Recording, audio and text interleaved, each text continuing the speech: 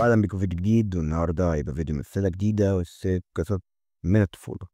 ولكن المرة دي مع قصة من زمان أوي، يعني من وأنا في تانية ابتدائي. فقبل ما نبدأ حط لايك في القناة وفعل زر الجرس بقى. يلا بينا نبدأ. القصة بتبدأ يعني لما حولت من مدرستي القديمة لمدرستي الحالية واللي أنا مستمر فيها لحد الآن يعني. فالمهم يعني فلما حولت أنا حولت على السنة التانية ابتدائي بالظبط. فالمهم يعني لما كنت حولت أنا كنت عيل صغير كده رخم في نفسه كده شوية. المهم اللي كانت فيا صفتين ينطبقوا على اي حد تعرف ان ده متنمر ابن. فالمهم الصفتين دول هم حاجتين: سنك، جسمك يكون اكبر من سنك، عندك اخ اكبر منك.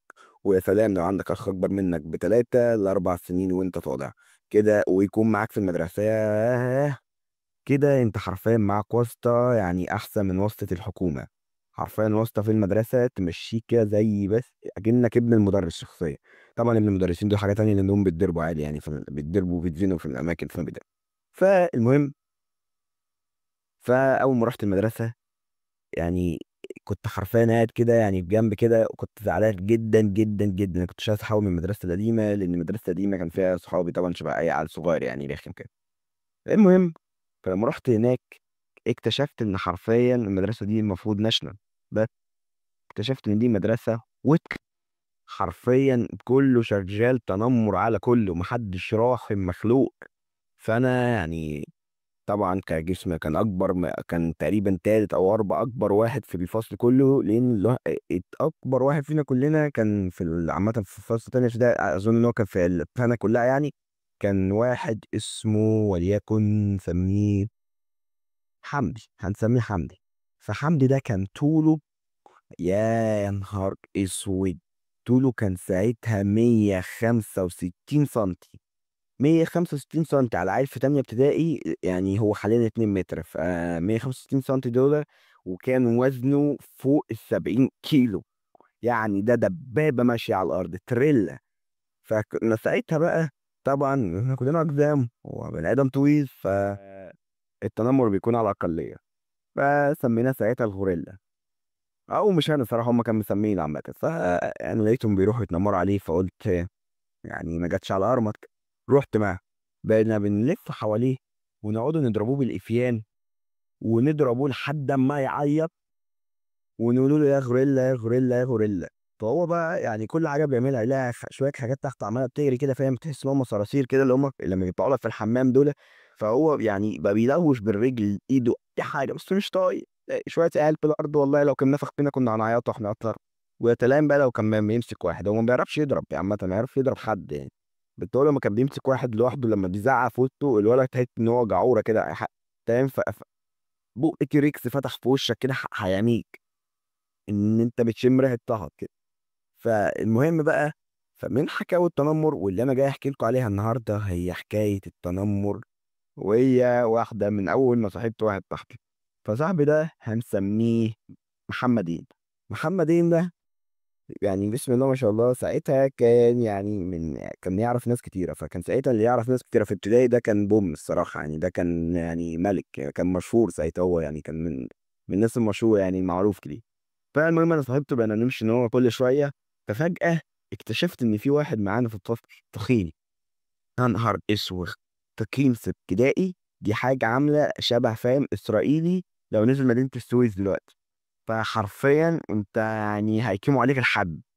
فطبعا كعادة اي طفل امسك بقى، يعني اتنمر عليه بكل الوسائل: اشتمه ماشي، اضربه ماشي، وهو قاعد على الديسك تحلقه، شد الكرسي من تحتيه.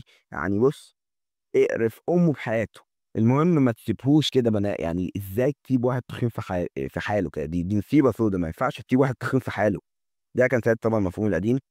فطبعا لازم تبتعد عن كل القواعد دي. المهم اسمع وانت ساكت. ف ده انا قلت في بالي يا نهار اسود، طب هم هيتنمروا عليه، طب انا ممكن اتنمر عليه بالمره. طلع في مدرستي القديمه، لو انتوا ما تعرفوش عشان دي اول مره يعني احكي لكم، انا كنت اكبر متنمر ممكن تشوف في حياتك وانا في كي جي 1 كمان. يعني لدرجه ان انا كنت مش بسحب بس يعني بسحب الكرسي من تحت الولد. ولا لو كان عيط او فكر يروح يشتكي للميس او الحاجه اللي واقفه قدامنا دي اللي هي كانت، كنت بخبطه بالكرسي بعد الحصه. فيعني يعني كنت متنمر معظم الناس اللي بيحكوا حاجات شبه دي بيبقوا هم اللي بيتم التنمر عليهم. انا بقى شخصيا المتنمر اللي كان بيتنمر، يعني انا اللي بنمر العيال. فالمهم بقى، فده وده كلنا بنتنمر عليه صراحه. انا في مره رحت اتنمرت عليه، واحد صاحبي محمدين ده كان واخده محتوى طول السنه، الباقي كله كان واخده محتوى. ففي مره واحد من الشله اللي بيمشي معانا، بس انا كنت اعرفه، كنت شلت اعرفه ساعتها، راح اتنمر عليه.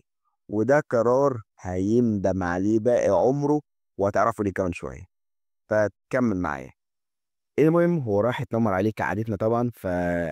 هو ساعتها ما كناش بنلاقي اسباب نتنمر عليه، فكنا بنعمل حاجه واحده، ان نضربه بالقفا. لو زعق او شتم او حتى عيط بنكمل عليه ضرب. فهو ضربه بالقفا، فهو بص له، ما رضاش حتى يعيط، عشان هو عارف ان هو لو عيط هياكل القفا التاني. كاش اللي هو اكتر، اكشع يا عبد.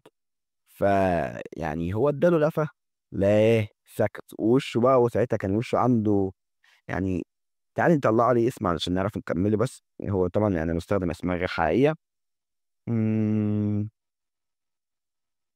محمد، نسميه محمد. فمحمد ده كان خدوده كبيره شويه، فهو كان يعني كشر كده فجاه وكان هيعيط. ولكن في حاجه كلنا ما كناش نعرفها، وانا حكيت لكم عليها من الاول، ودي من قواعد المتنمر، ان يكون عارف بحاجتين. الاولى حاجه ما عندوش بقى طبيعي، اكيد انتوا فهمتوا عنده ايه. المهم، فهو كان بيتنمر عليه عشان احنا كنا ساعتها في الدور الارضي. فالدور الارضي ده كان اللي بينزلوا في البريك، فالبريك ده كان ساعتها البريك الثانوي بينزل بدري قوي. فطبعا بريك ثانوي، وانت قلت لكم في الاول قاعده متنمر، فاكيد انتوا لقطتوا بالظبط. عنده اخ في اولى ثانوي، واحنا كنا في تانية ابتدائي. المهم اخوه حتى في اولى ثانوي لحد الان وهو عملاق علينا، يعني لانه صاحبنا دلوقتي الولد ده، فاخوه عملاق بالنسبه لنا، الله اكبر يعني جبل شاهق، فاهم؟ انت بتبص له لفوق لحد دلوقتي. المهم، ده هو بيضربه بالقفا من هنا على دخلة اخوه. ودي تقريبا يعني هو استوعب انه خلاص يعني فاهم، بس هو كان لسه ما يعرفش ان ده اخوه. فاخوه يا دوبك شافه، اول ما محمد شاف اخوه الكبير اداها وضع، عيط وامن من بلد، فتح ماسورة عياط ما انتهتش غير لما اخوه كان شايف الولد اللي قدامه. وطبعا اخوه شاف الولد اللي قدامه، وبعد كده الحاجات اللي حصلت كانت بلط اكين صراحه يعني. بس في نفس الوقت اخوه مرضاش يعتدي على الولا اللي احنا كنا من مجموعتنا اللي كان بيتنمر عليه، بس عمل حاجه احسن من كده طبعا. يا دوبك بس له كده في عينه، صاحبنا ده كان يعني هيشخ على نفسه من الرعب. فقام جاي باصص له كده، تحس اللي هو عمو، عمو انا دخلت غلط. بص له لفوق، وشه كشم، يعني الفرحه اللي كانت على وشه راحت. تحس ان هو كان هيموت، هيموت دلوقتي خلاص، فاهم؟ اللي هو يعني تحس ان هو شاف يعني ملك الموت قدامه، هيموت. المهم هو بيبص له من هنا، التاني يا دوبك بص له. فهو طبعا قام جاي عامل وضع يعني لف وارجع تاني، فبيرجع خطوتين بيلف، يا دوبك بس شاله من على الارض، لمس رجله، لقيت الولا رجله بقت فوق ودماغه تحت، واتهبد على الارض هبده. بس ما عيطش، لان ساعتها اللي كان بيعيط معانا كان ساعتها خلاص كده انت بره الشله، انت كده هنكيم عليك انت لحد.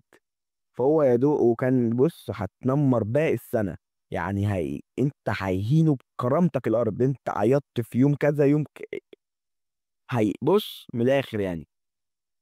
فالمهم، يا دوبك هو قام جاي قايم له، بصص له في وشه، وشه كشم، وبدا ان هو ايه، اللي هو فاهم، تحس ان هو كان عينه هتطلع من مكانه عايز يموته. بس طبعا انا ما احبش اقول لك ان احنا كان اطول واحد فينا مثلا 150، 149 في الحدود دي. هو كان طوله ساعتها 187 سنتي، فهو كان اطول من اطول واحد فينا. يعني هو كان يعني هو كان كفيل ان هو يشيل واحد فينا بايد واحده ويرميه عادي، يرميه كده اللي هو اخلع. فهو ده الطبيعي. فهو يا دوبك اخوه من ساعتها، من ساعة بقى ما فهم ان عنده اخ كبير استوعب، بقى كل لما حد يتنمر عليه نلاقي اخوه الكبير واقف وراه. لدرجة ان في مرة كنا 8 عايزين نضربوه، لقينا فجأة اخوه الكبير، احنا ما بيتبقاش ولا واحد واقف قدامه حرفيا. يعني هو يعني هو جسمه تقريبا بجسم 4 6 ومننا واقفين جنب بعض. فاحنا طلعنا نجري، يعني فاهم، افتح وضع رن، الرن مود بتاعنا، اللي هو انت لو وقفت في الارض هتتبخر. فيا دوبك يعني شفناه، كلنا جرينا. اجر الفت بحياتك، انت لو وقفت هنا هتت ف- من ساعتها بقى وخلاص، هو بقى استوعب ان هو عنده اخ كبير، فكل 10 دقايق بقى بيجيب اخوه الكبير كده بدون سبب، حرفيا بقى بيستعرض قوه. فمن ساعتها ما حدش فينا حتى بقى بيبص له، عشان عارفين اللي احنا لو بصينا له اخوه هيزنقنا، هيعمل معانا واحد وهيترسنا شطه. فمن ساعتها بقى واحنا ايه، بعدنا عن ده ومتقنا في واحد تاني عادي يعني، ما هو. والمشكله ان الواحد التاني ده برضه كده عنده نفس المشكله. انا نفسي اعرف ايه حوار الاخ الكبير. طب في سؤال كده جاوبكوا عليه. اظن انت بتسأل دلوقتي، طب ليه ما جبتش اخوك الكبير؟ اخوك الكبير لو عملناها مقارنه بسيطه، اخوك الكبير كان سته ابتدائي وهو ولا في اولى ثانوي. اخوك الكبير كان ساعتها حتى يعني جسمه لسه ما كبرش ان هو يكون متنمر تكون متنمر قد الدنيا. هو كان جسم عملاق. فما اظنش ان انا اديت اخويا كنا هنضرب انا وهو، فليه اجيبه؟ لا ليه؟ مين؟ خليه قاعد اتضرب انا. المهم، الولد التاني اللي بقول لكم عليه ده بقى، دي حكايه حصلت في كانت رابعه ابتدائي.